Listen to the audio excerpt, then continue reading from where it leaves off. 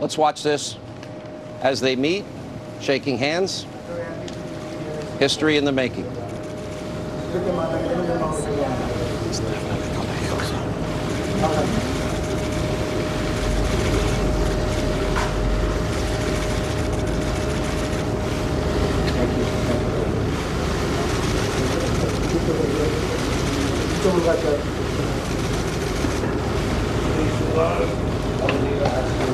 That was a photo op. Now we are expecting in about, let's listen in.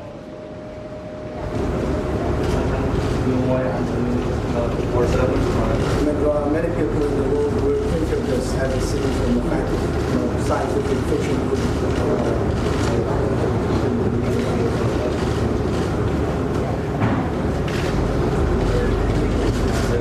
Well, of course, this is just a good beginning.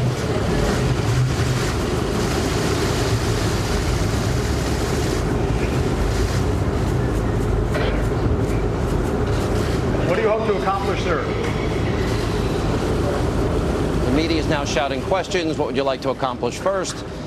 It's scheduled to be a 45-minute meeting. Many expect that it might go on a little bit longer. A lot of talks have gone on all throughout the day, yesterday, throughout the night, tonight, and leading into this morning. It's 9 a.m. here in Singapore. And we do expect in about, well, maybe 15 minutes from right now that the president and Kim Jong-un, or at least the president, will be making a statement. When that happens, we'll bring it to you live. But let me go back to Kellyanne Conway, counselor to the president, for just a minute. The complete, verifiable, irreversible denuclearization of the Korean Peninsula. But we already have a lot that's happened here. We've dismantled one nuclear test site, at least Kim Jong-un has. We have 3 American hostages have been released. Missiles stopped being fired back in December over Japan. The saber rattling has stopped. They're actually talking about denuclearization. And some hardliners have been, well, let's just say, expunged or removed from power. So a lot's happened leading up to this that really paved the way for this, Kellyanne. That's right, Sean, and peace and progress have already won. These steps that have been made truly are historic. Everybody who's watching is witnessing history. Congratulations to you for securing the first post-summit interview with President Trump. And I know that he will tell you what he thought of today, but remember what he has said already, which is that this president knows that sometimes negotiations like this take 1, 2, 3, 4, 5 or more meetings. You can't change 70 years of war and a country that has isolated itself from most of the rest of the world as it becomes nuclear capable. And you can't expect that to turn around in a day or a meeting. But let's remember what changed from past presidents' attempts. It's the leadership and the vision of President Trump. It's his ability to reframe the way we look at relations around the globe. And I'll tell you, this is not an American issue. The denuclearization of the Korean Peninsula is everybody's business. This benefits the world. And that's also why President Trump has brought on board the South Korean president, Mr. Abe from Japan. He keeps including folks from the region in the conversations. He's been preparing for this for quite a while, insofar as he has been conferring with and receiving briefings from folks who are versed in the region and certainly versed with respect to nukes. And here we are. You're right. We're way ahead of the game. But there's something about President Trump accepting the invitation from North Korea to at least sit down and start the talks. And Sean, you know, there were people this weekend who were saying they hope the summit fails. They hope the economy tanks. Folks, don't bet against peace and progress for the world. Get on Team America. And root for the best Kellyanne, if I can interrupt you, hang on one second. We're going to listen in on Kim Jong-un and the president now apparently taking questions. I feel really great. We're going to have a great discussion, and I think tremendous success. They'll be tremendously successful. And it's my honor, and we will have a terrific relationship, I have no doubt. 우리는 아주 굉장히 성공할 걸로 믿습니다. 그리고 아주 만나게 돼서 굉장히 영광스럽게 생각합니다. 아주 훌륭한 관계를 가지고 있고 아주 전혀 의심 없이 좋은 관계를 우리가 맺을 거라고 생각합니다. 여기까지 오는 길이 그리 쉬운 길은 아니었죠. Well, it was not easy to get here. 우리한테는 우리 발목을 잡는 그 과거가 있고 또 그릇된 풍경과 관행들이 우리 때로는 우리 눈과 귀를 가리우기도 했는데 우린 모든 것을 이겨내고 이 자리까지 왔습니다. The past worked as fetters on our limbs, and the old prejudices and practices worked as obstacles on our way forward, but we overcame all of them, and we are here today. That's true.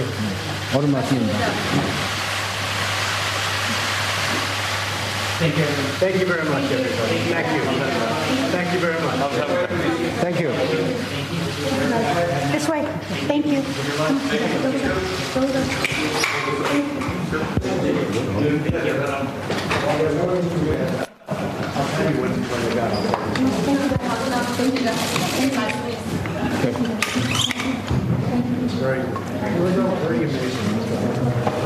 All right, guys, let's go. All right, as you can see, well, let's keep listening in. The president will have a terrific relationship. It was a little hard to hear the interpreter here, but we'll be putting up on the chyrons at the bottom. But basically what you have is a bunch of niceties, photo opportunity. This is a historic event. I mean, the last time we saw something probably as big as this goes back to Reagan and Gorbachev. And remember, in Reykjavik, that did not work out as well as some people thought. But eventually, as it progressed over time, what happened? The wall came tumbling down. There's been a lot of talk about, well, will they be talking beyond denuclearization, about human rights? Will they be talking about possible reunification of North and South Korea sometime down the line? All of those issues, I'm sure, will be discussed at some point. But as the president was very clear when he left Washington, he was saying this is a process. There will be nothing signed here, he said. He said this might take 2, 3, 4, 5 meetings or maybe even more, but it's certainly worth it if we can make the world a safer place. But again, the core argument and mandate of the United States in this is very clear. It is complete, verifiable, irreversible denuclearization of the Korean Peninsula. All right, joining us now, we have Dr. Sebastian Gorka, Sarah Carter, and you see this pool behind us? Danielle Hoffman was swimming in it at 3 a.m. local time 6 hours ago, doing laps, and I was up with you, so that's how I know. Good to see you. The goal is noble. We have so much that has happened leading up to this, which should give the world hope. There's no guarantees here at all, but the fact that North Korea took all of those steps, hostages released, missiles stopped being fired, they're willing to talk about denuclearization, all of that, and they knocked down one of their nuclear test sites. That's a pretty big concession just to get here. There's a lot of steps that have been taken already. I think the long-term question is whether Kim Jong-un wants to cash in his nuclear weapons capability and the ICBM capability for food, for energy assistance, and ultimately for integrating his economy into the region and the world. And those questions remain to be answered, but what we know today is that the president is taking the precursor step, which is to establish the relationship with Kim Jong-un, on which everything depends. You know, there was one political point, Dr. Gorka, and I'll bring it to you because you worked in the Trump White House that Kellyanne was just making before this. You know, it's interesting. Every economic measure in 500-plus days is fairly remarkable, especially compared to 8 years of Obama. Everybody that said Donald Trump couldn't win the primary, couldn't win a general election, that thought Trump's economy would tank, and that this day would never occur because he called him Little Rocket Man and talked about fire and fury. If they had any intellectual honesty, a lot of people, Democrats and in the media, would be eating crow. But many politically, sadly, they don't want this to be successful because that hurts them in November. Bill Maher wants the American economy to tank, just to... He said so, recession. Right.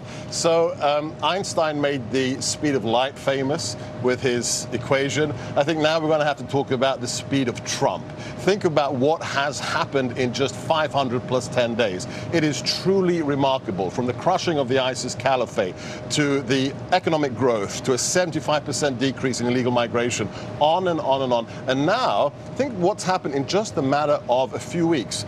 A couple of months ago, we were talking about potential fire and fury on the Korean Peninsula. Today, on the anniversary of Reagan's Brandenburg Gate speech, where he said, tear down this wall, I doff my cap to my White House former colleagues to choose June 12th, right, big day, we may be moving from fire and fury to potentially peace and posterity. The similarities here are remarkable. And I know there's a whole generation that weren't watching when Reagan met Gorbachev and when Reagan walked away from Reykjavik. And when he gave that speech, Mr. Gorbachev, tear down this wall, his own advisors didn't want him to say that. They tried to remove it 6 times At from least the 6, speech, right? And he had to manually write it in there as he was riding on the beast to the event. The swamp is an old phenomenon, Sean. It's been around for a long time. No, that feels like the swamp because it's more humid here in Singapore than any place I've been in a long time.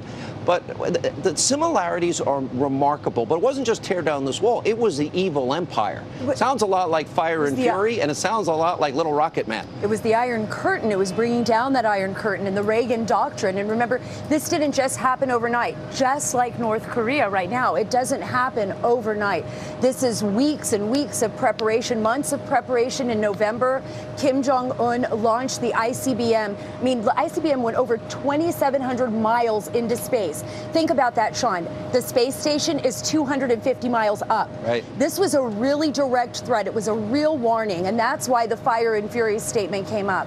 This is the first step. It's historic. My button's bigger than yours, and it works. That's right. My button's bigger, and that's what they were doing. Here we have these two men really challenging one another. But there's something more important that's happening here. This is the beginning of something very important, an isolated nation like you've described so much, Daniel, in all of your work. An isolated nation coming to the forefront, and the president saying, look, we're giving you a chance. We're reaching out to you. Do you want to take this opportunity, or do you want to go back to November, Fire and Fury? Daniel, you have been really remarkable from the get-go. You have been warning people, especially the White House, in your own way, and you've been making the point, don't manage expectations here. And I think very early on, the president rightly, look, Kim Jong-un's unpredictable. Nobody expected him to cross the DMZ into the arms of the South Korean president, but it happened. And the president was very clear, don't expect anything signed, 2, 3, 4, 5 visits. Maybe I'll invite him, maybe I won't. I'll size him up probably in a minute. Like he probably did all his business life. As he said, I prepared my whole life for this.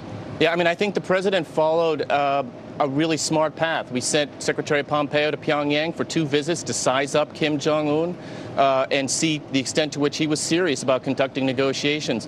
I think at the forefront of Kim Jong-un's calculus is that his nuclear deterrent is important for his regime security. He saw what that meant to fellow autocrats Saddam Hussein and Muammar Gaddafi and their own regime security when they lacked that deterrent. And I think that's something that we have to get past. One of the things that has been on their side that he's definitely looking for, okay, what assurances do we have that if they need the economic assistance? One of the Chinese papers had an article that the delegation of Kim Jong-un is eating $35 buffet breakfast, which is the monthly salary of the average person. I mean, people are starving in North Korea, and at some point that becomes an existential threat to the regime too.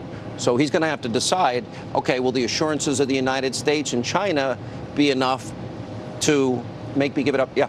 But that's why it was genius. I'm going to find out who did it, but whoever had the plan yesterday to take Kim to the Singapore Bay Sands Resort. We were there the day before. We checked it out. 57 stories tall. This unbelievable building, the opulence, what you can do in Singapore in the matter of just a few years. And they showed this to Kim. Can you imagine what he's thinking right now? Wow, this is the West.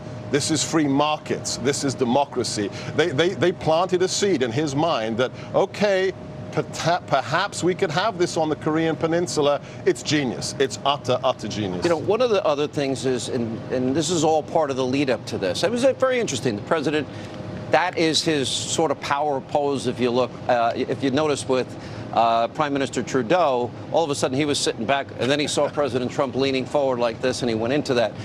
The president smiling, they're both smiling. These are the niceties. This was all planned in advance, orchestrated in advance. One interesting point, there's a differing philosophies as it relates to foreign policy. There's a philosophy of Reagan, peace through strength, trust but verify. The Berlin Wall came down. Then there's the philosophy of Bill Clinton. He tried to bribe Kim Jong-un's father, Kim Jong-il, with $3 billion in energy subsidies, and he told the American people, he said, this is a good deal for the American people. It wasn't. He got nuclear weapons. And just like there's no cargo planes being sent here of cash and other currencies like Obama sent to the mullahs in Iran. A very big philosophical divide about how to approach these people. Absolutely, and failed sanctions. You know, talk, and what we see is they continually proliferate their nuclear capabilities. We saw that in Syria when North Korea was actually assisting the Syrian regime in the building of a nuclear plant, which the Israelis went ahead and took out. And we see that consistently, you know, with some leaders, a very strong, determined leadership, something presented by President Trump. Reagan was very good at this, is what affects them. It's what takes them at hold. And you had mentioned, what is it going to take for Kim Jong-un to kind of move into this century to give his people what they need? And economically, I think right now, we're seeing that he's had that for some time. He went to Switzerland. I mean, he was in school in Switzerland. This isn't somebody that was isolated from the rest of the world. He just wanted the rest of the world's respect. Now, it's going to be difficult. Human rights abuses in North Korea are staggering, and there's a lot that he has to make up for. That's right. Actually, but you know, one step at a time. Yeah, this is one. I would agree that needs to be a part of the conversation. But if you can if denuclearization of the Korean Peninsula occurs, we have a safer world, a better world. Rockets not flying over Japan. It's a better, safer world. To what extent, Daniel Hoffman, did the president's sanctions and the president strike brigades off the Korean coast, do you think, have an influence on Kim Jong-un? Oh, I think a very serious and significant impact. Those are two-pronged offensive. You know, the contrast couldn't be greater. We're sitting in the middle of one of the most economically vibrant regions on the planet, and North Korea is the outlier. Singapore is the prototype, and it's not just Kim Jong-un who's taking it all in, it's everyone who's traveling with him.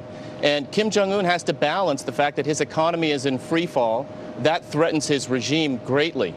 And he has to think about that, coupled with the United States' determination to mount this deterrent that we've made very clear to him that we will be responding very seriously in the event of any military activity from North Korea. There's one other thing, and I want you to add to that, Dr. Gorka, if you can. And I also think one unbeknownst little factor here, if you go back to when the president was meeting with the Chinese president, very, actually fascinating and interesting, because meetings that were supposed to be 15, 20 minutes went on 5 hours. There's a story that the president tells that when he was at dinner with the Chinese president, that was the night of the first Syrian strike, after President Assad had used these weapons against his own people. In the middle of dessert, as the president tells the story, he leaned over and told the Chinese president, well, they're hurting children, they're using chemical weapons against innocent people. Just so you know, I don't want you to hear it from somebody else. And he told him that relationship seems to have solidified greatly and is very underreported. How big a factor is it? The biggest factor on these talks today of a player who's not in that room right now is China. And the fact that China, after that dessert or the chocolate cake and the 59 cruise missiles, after they You've heard the story too. Oh, indeed. Yeah. After they disappointed the president, because there was some kind of gelling there at Mar-a-Lago, but then afterwards they didn't produce what the president expected. When the president got even more serious, when he sent those tweets about Beijing did not step up to the plate, what happened? Within a matter of weeks, Beijing stops buying North Korean coal. One of the few things they have. That was huge. You're right. And they bought American coal. Right. And not only that, then China assists us in our banking sector sanctions on North Korea. If somebody told you just a year ago China's going to help us with sanctioning North Korea's financial sector, they would have sent you to, the funny farm. But it happened. This is the Trump effect. And also, I have to say here, it's Mike Pompeo. What Mike Pompeo has done behind the scenes, incredible. Truly incredible. I agree. Mike Pompeo's a rock star. He came in first in his class at West Point. All right, we're a little jealous. All right, that's a little bit too much resume building here. All right, we're going to continue with our panel. Now, as you just saw moments ago, photo opportunity, the President Kim Jong-un, they're now meeting what is scheduled to be only a 45-minute meeting. We'll be watching the time. We'll see what happens.